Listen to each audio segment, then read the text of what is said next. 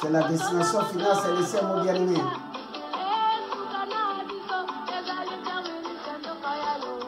Zambe nanga, Zambe ya solo, Zambe nanga, solo zali Zambe nanga. Oh, yes, Zambe nanga na bamoye, Zambe nanga, Zambe ya solo, Zambe nanga, solo zali Zambe nanga. Oui, Jésus, mon espérance c'est ton Dieu dans tous mes combats, dans toutes mes souffrances. Il n'y a que toi qui es la solution. Alléluia. Oh, Zambe ya solo, Zambe nanga, solo zali Zambe nanga. Yes. Alléluia.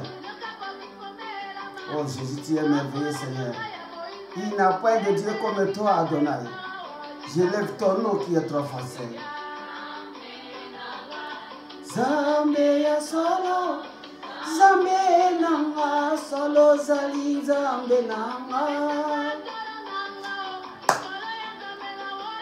Oh, yo, Yesu, Yesu, Yesu. Zambe nanga, Alléluia. Zambe ya solo, Zambe nanga, solo zali Zambe nanga.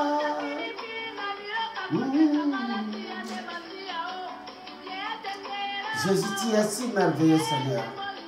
L'ennemi se lève toujours parce qu'il ne veut pas qu'on parle de toi. Le diable n'est pas qu'il puisse dévoiler les œuvres du diable au travers de la parole. Mais aujourd'hui, tu as rendu possible ce que l'ennemi avait déclaré impossible. C'est vrai que je ne puisse plus jamais enseigner ta parole. Je te remercie, Seigneur. Pas que maintenant là, tu vas nous donner la vie. Tu vas nous montrer le chemin à suivre. Pas que tu es le Dieu Tout-Puissant. Je lève ton nom, Adonai. Je lève ton nom, El Shaddai. Merci pour cette disponibilité, Jésus. Permets que ces paroles puissent toucher des milliers d'hommes et de femmes et enfants. Et que tout ce que je fais, Jésus, ne soit pas pour aujourd'hui, mais que ça reste éternellement, dans ces médias sociaux, pour que ceux qui viendront dans les générations futures, ils puissent aussi, Seigneur, trouver quelque chose qui les amènera au Seigneur la délivrance. Alléluia. Béni soit ton nom, Seigneur. Merci, Seigneur Jésus. Que ton nom soit glorifié. Je te lève, je te glorifie. Merci, Seigneur Jésus. Merci. Amen. Oui, bien-aimés dans le Seigneur, je vous salue au nom très puissant de notre Seigneur Sauveur Jésus-Christ. Ça fait presque 2 semaines, comme d'habitude, je donne la parole de vie. Et si ce chemin, ce n'est pas facile, on nous a dit qu'étroit, c'est le chemin qui mène vers la vie éternelle. Étroit, c'est le chemin qui mène vers la vie éternelle. Étroit, c'est la route qui mène vers la vie éternelle. Peut s'y rendre. Et l'ennemi se lève toujours pour barrer cette route. Pas que la foi vient de ce que l'on entend. Et ce que l'on entend vient de la parole de Dieu. Il n'y a pas un changement, une délivrance, un salut, sans écouter la parole de Dieu, bien-aimés. Nous tous, nous avons été sauvés par la parole de Dieu. Nos parents nous ont donné conseil. Il y a ceux qui étaient arrêtés même dans les prisons. Ils n'ont jamais changé. Ils sont rentrés dans les prisons 10 fois, 20 fois. Mais lorsqu'ils ont rencontré Jésus-Christ, ils n'étaient plus devenus les mêmes. Alléluia, bien-aimés. Il n'y a que la parole de Dieu qui nous change. La Bible dit, Dieu envoie sa parole et sa parole nous délivrera. Sa parole nous guérit. Sa parole nous restaure. Sa parole nous vivifie. Parce que la parole de Dieu est esprit et vie. Dans la parole de Dieu, il y a un esprit vivifiant. C'est pourquoi, bien-aimés dans le Seigneur, prenons au sérieux ce que soit en train de donner. Il ne faut pas qu'un jour, tu puisses te souvenir de ce jour et que tu dises pourquoi je n'ai pas pu profiter de cette opportunité pour trouver mon salut, ma délivrance. Et aujourd'hui, bien aimés, nous avons la grâce auprès du Seigneur de partager sur un thème. Le thème, le voici. Le péché arrache à l'homme ce qu'il a et empêche à l'homme de recevoir. Le péché arrache à l'homme ce qu'il a. Le péché arrache à l'être humain ce qu'il a et empêche à l'homme de recevoir. C'est-à-dire que le péché, il travaille de deux côtés. Lorsque tu vis dans le péché, lorsque je vis dans le péché, il faut s'attendre que je perde quelque chose. Je peux perdre la santé, je peux perdre mon travail, je peux perdre la grâce, je peux perdre les faveurs des hommes et de Dieu. On peut, le péché, lorsqu'il vient, il ne vient pas pour seulement toi, tu te réjouis, pas que tu as péché, tu as commis l'adultère, tu as fait ceci, cela, tu as tué, c'est bien. Mais je te dis, bien aimé, le péché arrache à l'homme ce qu'il a, et après avoir arraché ce que tu as, il va t'empêcher de recevoir. Tu ne recevras ni des hommes, tu ne recevras ni de Dieu. C'est ça le péché. Donc maintenant, si tu comprends ce thème, tu peux décider maintenant. Prends une décision ferme. Dois-je vivre dans le péché pour qu'il m'arrache ma santé? Il y a des gens qui se sont plongés dans l'impudicité. Ils ont attrapé le sida et ils sont morts. Il y a ceux qui sont, même jusqu'à aujourd'hui, ils avaient accepté de vivre dans le sexe, dans la prostitution. Ils ont encore le sida. Et c'est pendant ce moment qu'ils commencent à réfléchir pour chercher la guérison ou rencontrer les médecins. Mais il a perdu sa santé. Elle a perdu sa santé. Il y a des gens qui ont aimé la bagarre. Mais peut-être dans ces bagarres, cette personne a perdu l'oreille ou un œil. Le péché arrache toujours à l'homme ce qu'il a. Je ne sais pas ce que tu as. Ce que tu as avec le péché à récupérer. Et non pas seulement récupérer, mais il va aussi t'empêcher de recevoir. Ce que tu as, le péché prend. Ce qui devrait venir dans votre compte, le péché empêche. Et donc tu as perdu et ne reçois rien. C'est ça le péché. S'il peut parler comme un homme, il te dira, moi, le péché, je viens pour t'arracher ce que tu as et t'empêcher de recevoir de quelque part une faveur, une bénédiction ou une aide. Alléluia, bien-aimé. Nous allons lire dans la parole de Dieu, directement dans le livre des Romains. Nous allons d'abord le livre des Romains, chapitre 3, au verset 26. Si je peux lire très rapidement, dans le livre des Romains, chapitre 3, au verset 26. C'est une lecture que nous connaissons tous, vous et moi. Nous le disons toujours, mais il faut revenir. La Bible déclare, tous ont péché et sont privés de la gloire de Dieu. Romains, chapitre 3, au verset 26, je lis, au nom tout-puissant de Jésus-Christ. Dites Amen, bien-aimé. Car tous ont péché et sont privés de la gloire de Dieu. Tous ont péché et sont privés de la gloire de Dieu. Lorsque tu n'as pas péché, tu n'es pas privé de la gloire de Dieu. Mais lorsque tu pêches, tu es privé de la gloire de Dieu. Je ne vais pas aller en dehors de la Bible. C'est la Bible qui le dit clairement. Car tous ont péché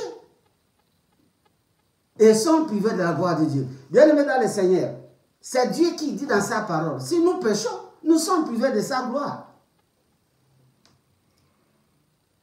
C'est-à-dire quoi? Tu ne recevras rien de Dieu. Ce verset nous dit, tu ne recevras rien. Il y a beaucoup de gens qui sont dans les prières, dans les attentes. Non, moi j'attends, j'ai la foi en Dieu. Oui, la foi, mais sans péché. Mais lorsque tu vis dans le péché, tu as la foi en quoi? Pas que tu ne recevras rien.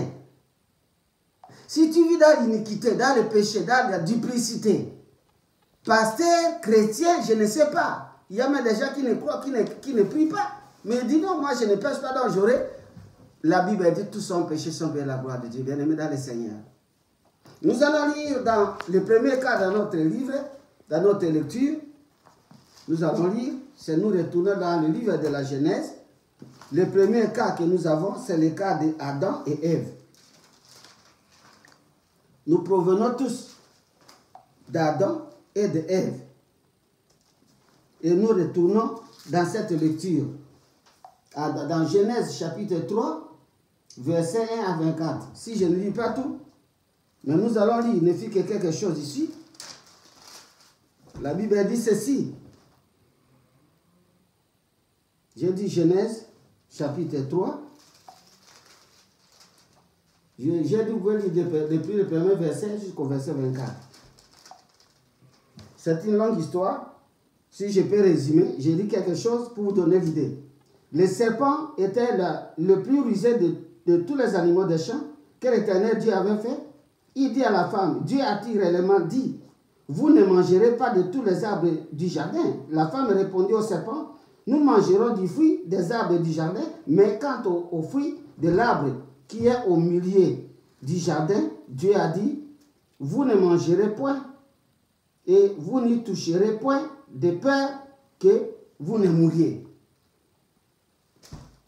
Alors le serpent dit à la femme, vous ne mourrez point, mais Dieu sait que le jour où vous mangerez, vos yeux s'ouvriront et que vous serez comme Dieu, connaissant le bien et le mal.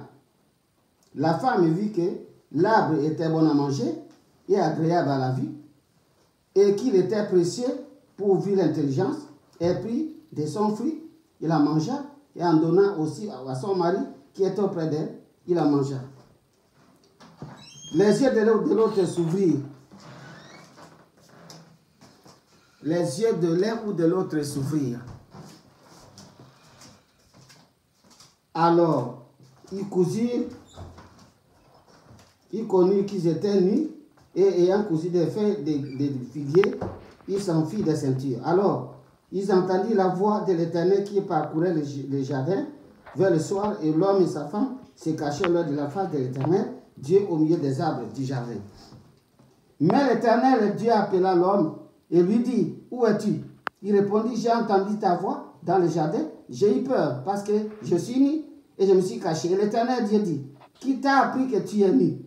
Est-ce que tu as mangé de l'arbre dont je t'avais défendu de manger? L'homme répondit, la femme que tu m'as mis à côté de moi m'a donné l'arbre de l'arbre et j'en ai mangé. Et l'Éternel Dieu dit à la femme, pourquoi as-tu fait cela? La femme répondit, le serpent m'a séduit. J'en ai mangé. Je saute directement pour dire quelque chose de bien aimé. L'histoire est longue et nous pouvons l'expliquer. Dans le verset 22, l'Éternel Dieu dit, voici l'homme est devenu comme nous, l'un de nous, pour la connaissance du bien et du mal. Empêchons-le maintenant d'avancer sa main et de prendre de l'arbre de vie, d'en manger et de vivre éternellement. Et l'Éternel Dieu les chassa du jardin d'Éden pour qu'il cultive la terre d'où il avait été pris. C'est ainsi qu'il chassa Adam et il les mit à l'orient du jardin. Il mit à l'orient du jardin les chérubins pour agiter l'épée flamboyante pour garder le chemin de l'arbre de vie. Amen. Je m'arrête là, bien aimé. L'histoire est trop longue. Si je peux énumérer les péchés, je vais les énumérer parce que j'ai pris pour montrer comment, à cause de ces péchés, les choses ont basculé dans la vie de ces couples. Nous connaissons, nous sommes rentrés à la Genèse. Lorsque Dieu avait créé l'homme, Dieu avait aussi dit quelque chose de bien. Il avait déjà donné de bonnes instructions dans Genèse 2, au verset 15. Genèse 2, verset 15, la Bible dit ceci. L'Éternel Dieu prit l'homme et la plaça dans le jardin d'Éden pour le cultiver et pour le garder. Donc quand Dieu a créé l'homme, Adam et Ève, il lui avait donné la bénédiction. Avant le péché, Dieu avait établi l'homme comme gardien du jardin d'Éden, avec toutes ses richesses, avec tout ce que nous connaissons. Mais quand l'homme a péché, il a perdu les postes qu'il occupait, sa position, qu'il occupait, et toutes ses richesses. Adam était un grand poste. Parce que bien aimé, il s'était que lui avec sa femme. Et le monde entier, l'Éden, lui appartenait. Tout ce que nous connaissons comme richesse, c'est lui qui était le gardien. Imaginez-vous, il était, à l'époque où nous sommes, c'est comme un président de la République. Parce qu'il était le grand chef. Dieu a dit, toi, voilà, qui garde le jardin d'Éden. Il y avait toutes les richesses que nous connaissons à l'Éden. Toutes les richesses que nous connaissons, c'est lui qui les gardait. Il était heureux. En ce moment-là, il n'avait pas de soucis, il n'avait rien qui pouvait déranger la vie de l'homme. Mais lorsqu'ils ont mangé de l'arbre, le fruit de l'arbre qui était déjà défendu par Dieu de manger, à cause de cela, à cause de ces péchés, la Bible dit quoi?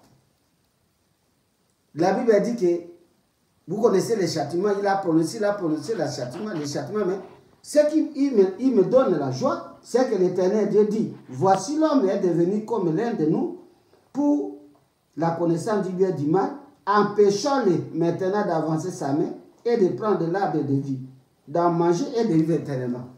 C'est lui qui est avec Dieu, non? Maintenant, à cause de ses péchés, il a été empêché de recevoir. Il a été empêché de s'approcher de la bénédiction de Dieu.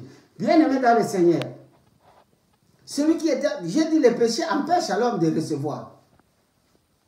Non pas seulement qui t'arrête pas qu'en ce moment même, Adam et Ève ont été chassés, non?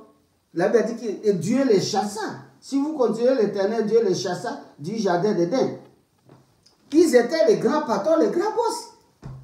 Ils occupaient une grande position. C'est-à-dire les gardiens de tout ce que cet héritage que Dieu leur a donné. Aujourd'hui, je peux résumer que c'est lui qui avait tout donné la terre à l'homme. Adam et Ève, pas qu'il n'était que de tout. Parce que si vous lisez là la tentation de Jésus-Christ, le diable s'est présenté, il a dit, mais si vous fléchez les jours pour m'adorer, je te donnerai toute la gloire de ce monde. Elle est à moi, on me l'a donné. Qui a donné à Satan la gloire du monde? Qui a donné à Satan le monde? C'est l'homme lui-même, à cause du péché. Et le diable a arraché tout. Aujourd'hui, si tu veux devenir ministre, on te dit il faut sacrifier les gens. Il faut verser le sang. Il faut tuer ta mère. Donc, vous donnez les gages au diable. Vous faites les alliances. Vous faites les pactes avec le diable. Et il y a beaucoup de gens qui ont sacrifié les mères, les pères, les frères pour devenir grands musiciens, grands stars, pour devenir ministre ou président. Je ne sais pas. Pour avoir des postes les plus élevés dans la société. Vous voyez ce qui se passe, bien aimé. Tu as tout perdu. Tu as tout perdu. Donc le péché a ravi Adam, le jardin d'Éden. Mais si vous regardez bien, après l'avoir arraché, Dieu les a chassés aussi. Quand Dieu les a chassés, la Bible dit quoi? Au verset 24, c'est ainsi qu'il chassa Adam et il mit à l'orient du jardin d'Éden les chérubins qui agitaient une épée flamboyante pour garder le chemin de l'arbre. Voilà. Maintenant qu'ils ont été chassés, ils n'avaient plus droit à l'accès. Maintenant, lui qui était gardien n'est plus. Il a perdu son poste. Maintenant, Dieu a placé les anges pour garder, les chérubins protecteurs, pour garder l'Éden. L'Éden qui appartenait à l'homme. Et l'homme est devenu étranger. Il pouvait regarder l'Éden de l'autre côté, toutes ses richesses, sa gloire, ses succès. Mais il est devenu le plus malheureux, le plus bas. Un cultivateur, avec beaucoup de souffrances et de malédictions. Peut-être que tu étais aussi très élevé dans la société, aujourd'hui tu te trouves down par terre, dans la bassesse. Jésus-Christ a dit un jour, vous êtes d'en bas, moi je suis d'en haut. Le péché nous amène dans une situation avilissante, nous ramène à zéro. Quand Dieu dit, vous serez la tête et non la queue, mais dans la vie du péché, vous ne serez jamais la tête, vous serez toujours la queue. Alléluia, bien-aimé. Le péché arrache à l'homme ce qu'il a et empêche à l'homme de recevoir ce qu'il devait recevoir. Voilà que Adam et Ève ont perdu le jardin d'Éden. Les gardiens, les grands gardiens que Dieu avait établis lui-même à cause de ses péchés. Mais c'était quoi? Maintenant, ce sont les anges qui sont devenus les gardiens d'Éden. Alléluia, bien-aimé. Alléluia. Donc, voyez les conséquences du péché. Le péché vient pour t'arracher ce que tu as. Le péché vient t'empêcher aussi de recevoir. Le péché peut t'amener très loin, loin de Dieu. Il te chasse même de là où tu étais. Donc, ne pensez pas que lorsque nous péchons, ça nous fait du bien. Parce que nous allons perdre quelque chose. Et en plus, pour recevoir même une faveur, tu n'en auras pas. Parce que le péché nous empêche de recevoir les faveurs des hommes et les faveurs de Dieu. Tu vas dans un bureau, tu vas solliciter un travail, tu trouves toujours les embûches. Et tu dis pourquoi toujours moi? Les autres, quand ils viennent, c'est la facilité. Moi, je viens. Quelle est ta marche avec Dieu? Est-ce que tu es pur? Est-ce que tu es dans la sainteté? Ou bien tu vis dans le péché? Quand tu vis dans le péché, n'attendez pas à recevoir quelque chose. Tu as déposé les dossiers du travail partout. Mais tu ne trouves pas. Reviens en toi-même.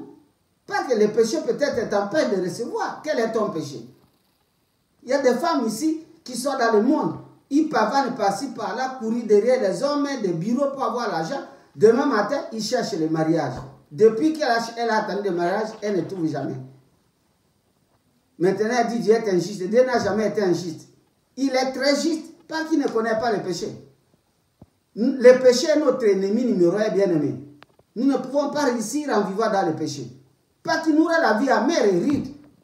Il prend tout et t'empêche de recevoir. Qui peut aimer qu'on vienne te prendre tout et pour accéder encore à la bénédiction, tu n'as pas droit. C'est ça le péché, bien-aimé. Et j'ai commencé par le cas d'Adam et Ève. Et qui étaient des grands boss. Dans le jardin d'Éden, ils étaient même les grands patrons. Avec toute cette jouissance d'Éden. Vous connaissez que c'est le jardin d'Éden. Mais tout à coup, ils ne sont plus gardiens. Il y a des gens qui sont limogés de leur poste de travail. Il était ministre, on l'a chassé. Il était quelque part, on l'a débarqué. Mais il commence à se fâcher. Où il dit, moi je vais faire la rébellion contre qui? Contre Dieu. Parce que tu es déjà rebelle contre Dieu. C'est pourquoi tu es chassé. C'est pourquoi tu as tout perdu. Répands-toi et reviens à Dieu. Peut-être il aura pitié de toi. Alléluia, bien-aimé. Nous allons dire le deuxième cas. C'est le cas de... J'avais énuméré le péché d'Adam et Ève. Le péché d'Adam et Ève. Dieu l'avait établi, j'ai bien dit, mais il a été chassé de sa place. Donc le péché qui était en lui, lui a arraché tout. Il a empêché de recevoir. Nous avons lu. Le péché chasse l'homme de son héritage. C'est dans le verset là, les 3 verset 24. Le deuxième cas, c'est le cas de Manassé. Dans 2 Corinthiens, 2 Chroniques 33, verset 1 jusqu'à 11. Nous allons lire très rapidement dans le livre des Chroniques. C'est une histoire que nous connaissons, mais peut-être je n'ai pas le temps de tout lire. Je vous donne seulement les références, vous pouvez lire, parce que si je me mets à lire, peut-être nous allons terminer très tard. Vous me pardonnez. Mais je voudrais quand même prendre quelques éléments qui sont importants. Toute la parole de Dieu est importante, mais les éléments qui concernent notre exhortation d'aujourd'hui. 2 Chroniques, chapitre 33.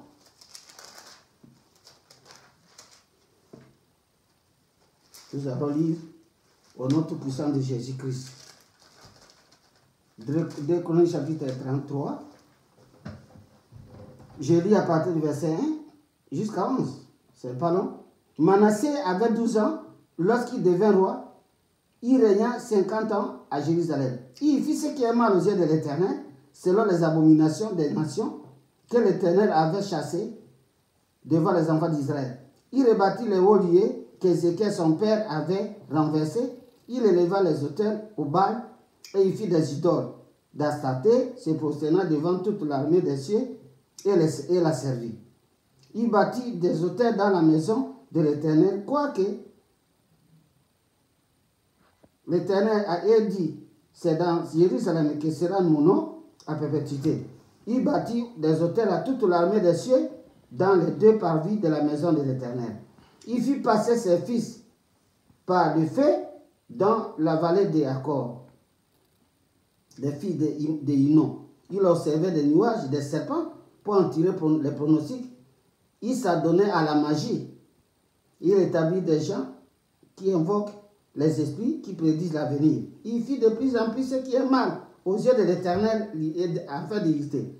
Il plaça l'image taillée de l'idole qu'il avait faite dans la maison de Dieu, de laquelle Dieu avait dit à David et à Salomon son fils, c'est dans cette maison et c'est dans Jérusalem que je choisis parmi toutes les nations d'Israël. Je vais à toujours placer mon nom. Je lis au verset 9. Mais à cause de Manassé, Judas et les habitants de Jérusalem s'égarèrent et firent le mal plus que les nations que l'Éternel avait détruites devant les enfants d'Israël. L'Éternel parla à Manassé, à son peuple. Il ne fit point attention.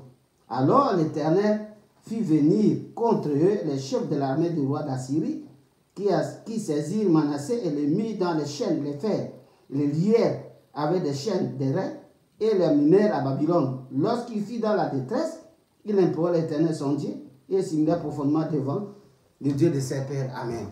Vous voyez, bien aimé, si nous lisons bien le péché de Manassé, il y en avait tellement trop de péchés. Manassé, c'est un idolâtre, c'est l'idolâtrie, les sacrifices humains, le rejet de la parole de Dieu. Il y en a beaucoup de ce qu'il a fait. Il a fait l'idolâtrie, il a adoré les démons, il a adoré tout ce que j'ai lu là-bas, bien aimé. C'est ces péchés-là qui ont fait que Dieu a suscité un ennemi qui est venu enchaîner Manassé dans les chaînes d'airain, l'a amené à Babylone. Donc Manassé a perdu maintenant son travail. Le péché a arraché à Manassé sa royauté. Ce qui a sauvé le royaume de Manassé, c'est la repentance. Si vous continuez là-bas, pas qu'il s'est répandu de ses péchés. Comme Dieu miséricordieux et compatissant, il a écouté et il a ramené Manassé à sa place, dans sa royauté. Mais Manassé avait détruit tout ce qu'il avait placé comme Dieu, des idolâtries et tous les mots de toutes les mauvaises choses que Manassé faisait, il ne pouvait plus jamais les faire. Le péché avait ravi, avait arraché à Manassé sa royauté. Je vais le citer quelques péchés. L'idolâtrie,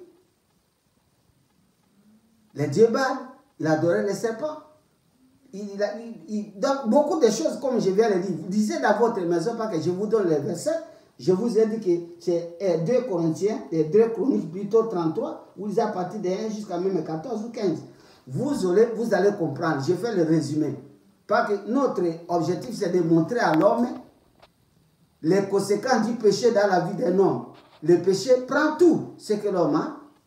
Et le péché empêche à l'homme de recevoir encore. De recevoir de Dieu et de recevoir des autres. Vous qui dites, oh pourquoi les gens ne m'aident jamais. Moi je souffre, aucune personne ne m'aide. On t'aide, regarde-toi bien. Pas que l'aide vienne de Dieu, même les hommes que Dieu dispose pour te faire du bien, c'est Dieu qui les a créés. Peut-être dans ta famille, tes frères, tes sœurs, je ne sais pas. Oh, ces gens-là sont mauvais. Regardez aujourd'hui, ils ne se souviennent pas de moi. Les gens, ils ne se souviennent pas de toi. Pas que s'ils se souviennent de toi, ils vont te faire du bien. Pourquoi ils ne se souviennent pas de toi? Pourquoi les hommes ne te donnent pas, ne te bénissent pas? Mais tu vois, d'autres personnes, on les bénit, même les gens qui sont lointains, qui ne sont pas de votre famille, on les bénit. Mais vous-même, vous ne recevez rien. Si vous êtes dans le péché, vous n'aurez rien. D'abord, ce que vous avez, le péché appauvri, le péché avili. Pas que tu peux être une jolie femme, mais si tu vis dans l'alcoolisme, l'impudicité, à un moment donné, tu vas devenir comme avili, une beauté qui va s'évaporer comme une vapeur. On verra la masque de vieillesse dans ton visage. Ton corps sera fané comme quelque chose qu'on a déjà mis qu'est-ce qu'on appelle? Dans un étagère de feu. Ou une étagère, je ne sais pas comment vous allez appeler. C'est bien aimé pour moi. L'objectif que le Seigneur m'a donné, c'est de montrer pour nous les conséquences du péché dans la vie d'un homme. Le péché prend tout et empêche à l'homme de recevoir. J'ai donné 2 cas. J'ai parlé d'Adam et Ève. Vous avez écouté. Je viens de parler de Manassé. D'abord, Manassé, ce qu'il a fait, c'est beaucoup de choses. À part l'idolâtrie, le rejet de la parole de Dieu. Il ne voulait plus jamais écouter Dieu lui parler. Ah, laissez-moi l'histoire de Dieu. Combien de gens aujourd'hui dans ce monde bien-aimé ne veulent plus jamais écouter l'histoire de Dieu? On parle de Jésus. Nous voyons même dans les TikTok, nous voyons beaucoup de gens, même les polices par-ci par-là, ils sont en train d'arrêter les gens qui parlent de Dieu sans peur. Et demain matin, il se retrouve à l'hôpital en train de mourir. Il va demander de prier pour moi. On prie pour toi, toi tu n'as jamais aimé Dieu. Vous rejetez Dieu, vous rejetez Dieu. Jésus dit, celui qui vous rejette me rejette. Et celui qui me rejette celui qui m'a envoyé. Donc, vous rejetez les hommes de Dieu. Le rejet de Dieu, le rejet de la parole de Dieu, le rejet des hommes de Dieu. Vous prenez le risque. Parce que Dieu a dit, celui qui vous rejette me rejette. Nous parlons de Dieu parce qu'il nous a appelés, nous avons un mandat missionnaire apostolique pour faire ce que Dieu nous dit de faire. Il y a les autres qui ont d'autres choses à faire, mais nous avons la noblesse parce que nous faisons le travail sacré, le travail du salut de l'humanité, bien aimé dans le Seigneur. Nous ne travaillons pas pour nous-mêmes. Je suis en train d'enseigner depuis que nous avons commencé ici. Est-ce que vous m'avez écouté un jour dire j'ai besoin de la collecte pour supporter ce que je suis en train de faire? Je ne suis pas là. Moi, Dieu ne m'a pas envoyé pour vous demander de l'argent. Dieu m'a envoyé pour faire annoncer gratuitement la parole de Dieu. Parfois, nous avons les représailles, mais je dis, je marche et je ne crains rien. C'est gratuitement que nous le faisons. Pas que celui qui nous a envoyé m'a dit, fais cela. C'est un mandat apostolique. Si nous ne le faisons pas, nous avons des risques devant Dieu. Et je sais qu'une chose qui peut être l'obstacle, non pas seulement pour la vie présente aujourd'hui, pour nous, aussi même pour la vie éternelle, c'est le péché. Pas qu'aucun péché ne verra Dieu.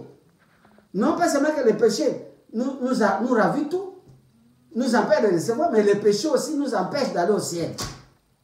Le péché n'est pas... C'est une action posée qui est contraire à la parole de Dieu, le péché. C'est la transgression de la parole de Dieu dans la loi de l'Éternel. Pourquoi vous rejetez les hommes de Dieu? Vous voulez accueillir qui? Même si vous êtes plongé dans la magie. Oui, mais vous mourrez. Même si vous avez sacrifié 10 milliards de personnes, si les 10 milliards pouvaient exister, même si vous sacrifiez toute la terre, après avoir sacrifié toute la terre, vous aussi vous mourrez. Vous allez mourir un jour. Vous allez mourir un jour. Donc vous gagnez quoi? À quoi ça sert à un homme de gagner le monde si personne n'a mal en fait? Notre souci, bien aimé, c'est d'être sauvé pour le salut aussi éternel. Mais en attendant, nous devons aussi abandonner le péché. Parce que si nous ne pouvons pas abandonner le péché, sachez bien qu'il va nous prendre de tout. En plus, il va nous empêcher de recevoir. Et dans cette position, tu n'as rien, tu ne reçois rien, tu vas décider de suivre le diable. Il viendra. Pour l'homme donne sa vie pour ça. L'homme donne sa vie. Il donne tout pour sauver sa vie. C'est pourquoi les gens acceptent d'aller dans la magie, dans la sorcellerie, dans les œuvres de ténèbres pour avoir la puissance, le règne. Mais à quel prix? Ils reviennent encore. Oh, moi j'étais sorcier, j'étais magicien. Tu es allé faire quoi? Pas qu'après tout tu es rentré. Tu fuis quoi? Allez là-bas où tu étais. Tu fuis pas que tu sais que tu as passé ton temps pour rien. Bien aimé, c'est le moment de changer. N'attendez pas ces occasions. Il y a aussi des sorciers, des magiciens qui sont morts sans se repentir. Ceux qui ont eu la grâce d'être récupérés, gloire à Dieu. Le troisième cas, je voudrais parler du cas du roi Saül. Troisième cas, c'est le cas du roi Saül. Le roi Saül, dans le livre de 1 Samuel, chapitre 15, le roi Saül, 1 Samuel, chapitre 15,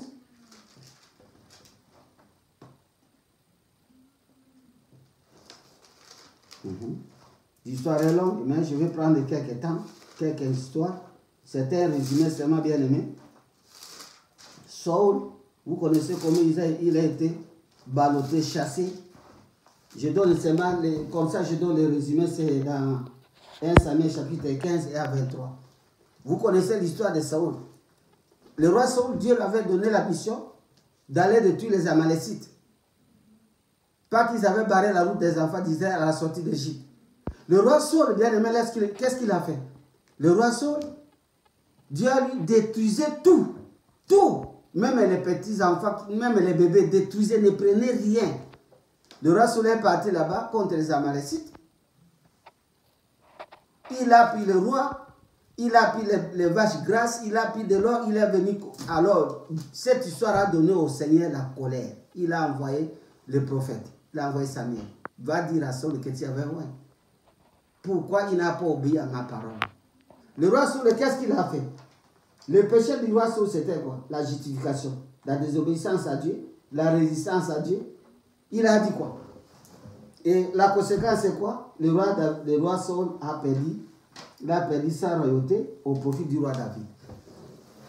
Le roi Saül, on lui demande, non, j'ai bel et bien obéi à la parole de Dieu. Mais Samuel a dit, mais pourquoi ces bêlements? C'est que j'écoute. Et ce que Dieu t'avait dit de tout, toi tu l'amènes ici, tu as écouté. Tu te justifies dans un péché bien aimé. Est-ce que nous avons le pouvoir de nous justifier devant Dieu de quoi?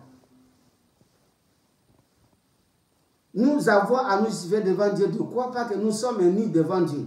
Il n'a aucune action, même pas les pensées les plus enfouies dans notre vie, même ce que nous ignorons dans nos pensées, Dieu les connaît. Où est-ce que tu vas aller te cacher? Pas que Dieu voit tout. Le monde lui appartient. La terre, tout ce qu'elle en fait m'appartient à Dieu. Et tu vas fuir où? Il commence à se justifier. Voilà, moi j'ai fait. La finalité, c'est quoi? Samuel lui a dit, tu ne sais pas, je suis envoyé parce que Dieu t'a déjà rejeté. Tu ne seras plus comme roi en Israël. Il a saisi la robe de Samuel, la robe a été déchirée. Et Samuel a dit, comme tu as déchiré ma robe, ma tunique, ton royaume est déchiré. Alléluia, bien-aimé. Alléluia. Voilà, Saul était bien le roi. Il avait les honneurs. Il était placé, Dieu l'avait loin. Mais à cause de ses péchés, la résistance, même Samuel a dit, la résistance est plus que la sorcellerie. La résistance, on ne peut pas résister à Dieu. Tu résistes à Dieu. Sois cassable, bien-aimé. Quand Dieu veut te casser, dis casse-moi que je sois brisé. Ne résiste pas, tu dis moi je suis un fer. Tu résistes à Dieu, mais il va te briser. Le fer n'a rien à faire à résister devant Dieu. Quel que soit le métal le plus dur de ce monde, Dieu le casse. Pas que toutes ces choses ont été créées par lui-même. À cause de la résistance, bien-aimé, et de la justification, il a perdu sa royauté. C'est ainsi que Dieu a envoyé Samuel pour aller oindre David. Le péché arrache au roi Saul ce qu'il avait à cause du péché. Le péché a tout pris. Ses honneurs, vous connaissez toute l'histoire, bien aimé, c'est l'or. Saul ne s'est pas arrêté là-bas. Quand Dieu l'a rejeté, il est allé faire des guerres. Il est allé solliciter une magicienne pour dire, réveille-moi Samuel pour qu'il prophétise. Vous connaissez l'histoire. Jusqu'à ce que Saul s'est suicidé dans son épée. Dieu l'a rejeté. Il a perdu tout et il ne pouvait plus rire parce que la Bible a dit, malgré Dieu ne parlait plus. Il ne pouvait plus jamais parler à Saul. Il a été rejeté, Dieu ne lui parlait plus. Comme il n'avait plus de message chez Dieu, il est allé voir les magiciens. Le péché empêche l'homme de recevoir. Vous êtes dans cette position en face de Dieu. Mais tu as besoin que Dieu te parle comment? Toi, tu es son ennemi. Tu le résistes. Tu es désobéissant. Tu idolâtres. Tu vis dans le péché de justification. Et tu dis, Dieu parle-moi. Il va te parler comment? Alléluia, bien-aimé. Alléluia. Ça, c'est le troisième cas. Le quatrième cas, nous allons vite pour terminer. C'était le cas du roi David lui-même. Je vous donne seulement les versets, vous allez lire, moi je fais le résumé. 2 Samuel 11, de 1 à 21.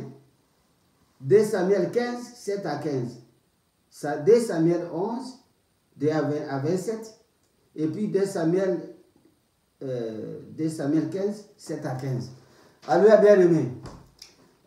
David, lui, a pris la place du roi Saul. Il est devenu aussi roi. Vous connaissez l'histoire. Je résume. Il disait, il faut aussi lire la Bible. Moi, je donne ce qui est à cause du temps. Je vous donne les versets, les références. La Bible dit quoi? David est devenu roi à la place de Saul. Le roi David. Avec beaucoup de succès. Un jour, les enfants d'Israël sont allés en guerre. Mais lui, il était dans son balcon en train de se promener. David a vu une femme nue qui se baignait. Je ne sais pas si dans leur génération, à l'époque, il n'y avait pas de toilettes couvertes. Et comme il y avait, peut-être ce sont les toilettes de village, où ce n'est pas couvert dans le toit, à ciel ouvert, David était dans le balcon, il a vu une femme nue qui se lavait, c'était la femme de son soldat Uri. Lorsqu'il a vu, avec le voyeurisme, il a envoyé ses soldats. À qui appartient cette femme? Oh non, c'est la femme de ton soldat Uri. David a envoyé ses serviteurs pour aller prendre cette femme d'autrui.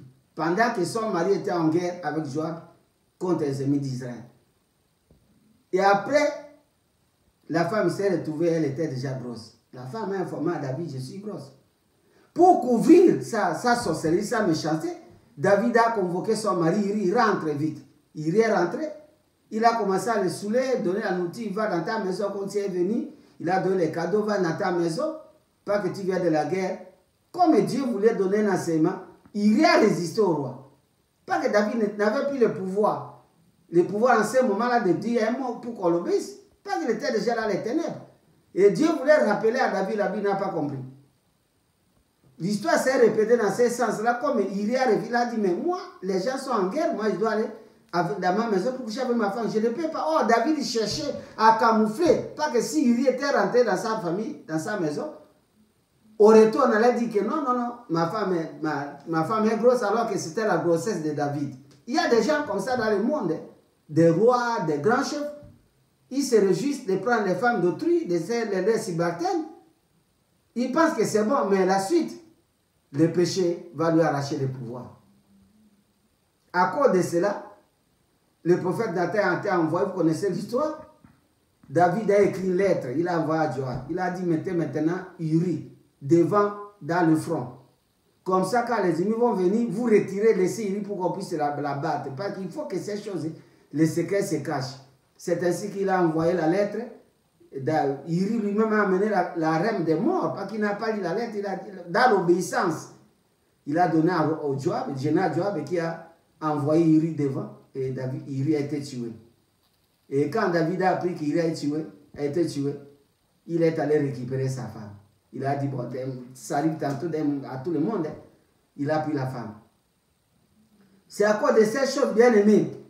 Vous connaissez beaucoup de choses qui sont arrivées dans la famille de David. Il est mort.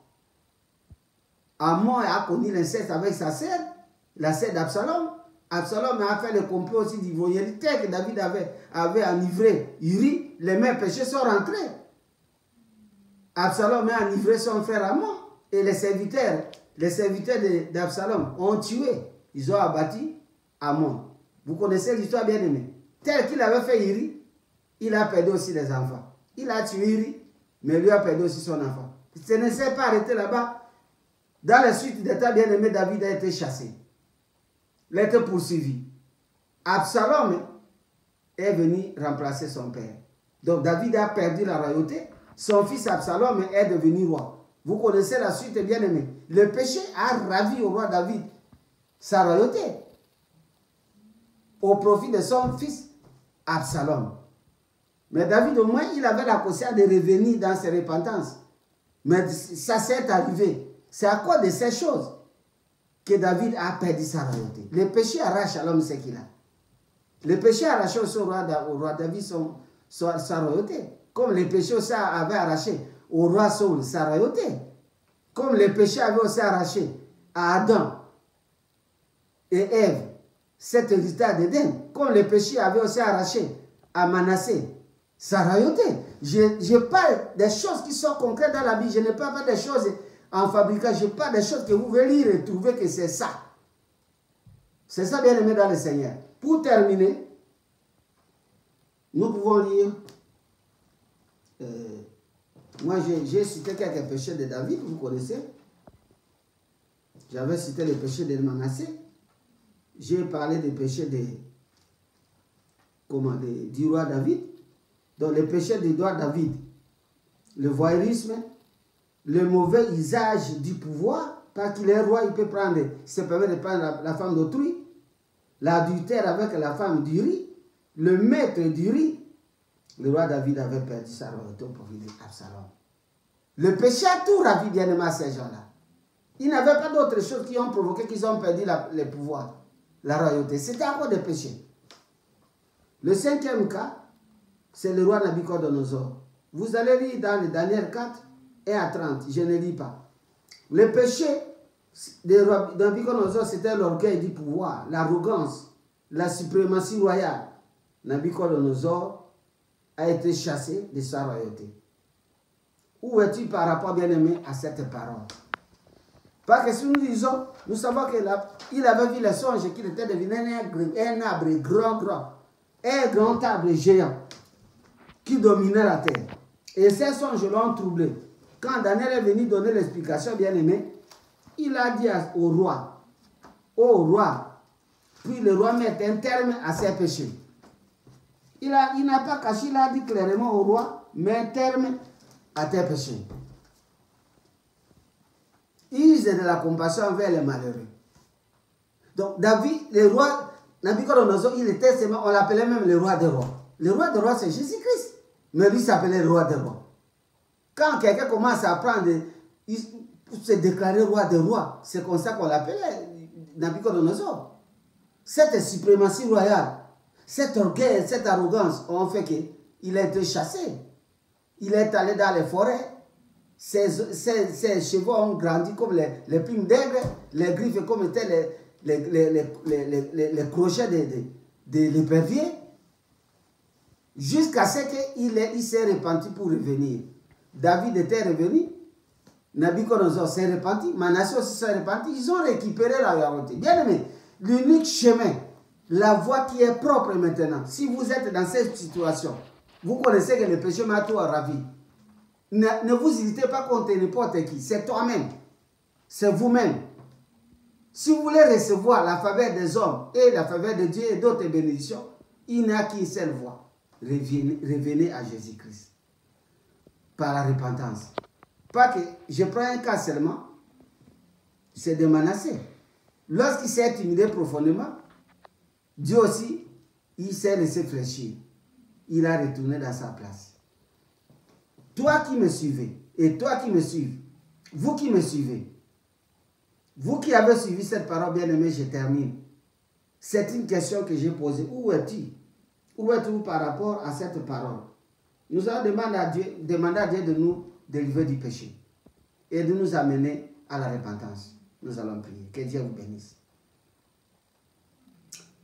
Hakuna Mungu kama wewe, hakuna kama wewe, hakuna Mungu kama wewe, hakuna mwengine kama wewe, hakuna huruma kama yako, hakuna kama wewe, hakuna Mungu kama wewe, hakuna mwengine kama wewe. Bien aimé, laissez répéter. Seigneur Jésus-Christ, avec un cœur reconnaissant, je te remercie. Je te remercie pour cette parole. Aujourd'hui, j'ai découvert que le péché arrache à l'homme ce qu'il a. J'ai beaucoup perdu de ma vie. J'ai beaucoup épuisé de tout ce que j'avais. Le péché m'a tout pris. Le péché aussi m'empêche de recevoir de toi quelque chose et des faveurs des hommes. Tous sont péchés, ils sont privés de la gloire de Dieu. Je n'ai pas la gloire dans ma vie. J'ai vu la honte et la consternation.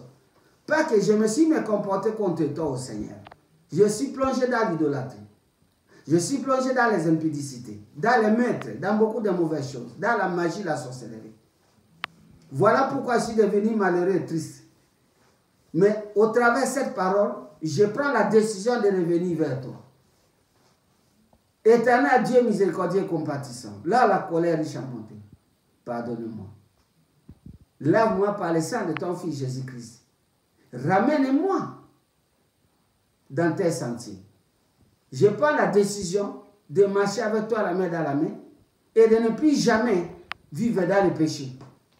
Pas que le péché m'arrache tout et m'empêche de recevoir et m'amène loin de toi. Le péché me chasse de mon héritage. Je renonce au diable. Je renonce au péché. Je renonce à la volonté du malin. Je refuse d'obéir au diable, à toutes ses astuces au nom de Jésus-Christ. Au nom de Jésus-Christ, Seigneur Jésus-Christ, viens, rentre dans mon cœur. Sois mon Seigneur, mon Sauveur et mon Dieu. Lave-moi par ton sang. Conduis-moi dès maintenant jusqu'à la fin de ma vie sur la terre. Ramène ta gloire dans ma vie. Restaure la vie, ce que l'ennemi avait détruit, pour que je puisse aussi t'adorer et te contempler à cause de ton amour infini. Je te remercie. Au nom de Jésus-Christ. Amen. Bien-aimés dans le Seigneur, que le Seigneur bénisse. Pour aujourd'hui, nous avons terminé. Merci. À la prochaine. Que le Seigneur vous bénisse. Amen.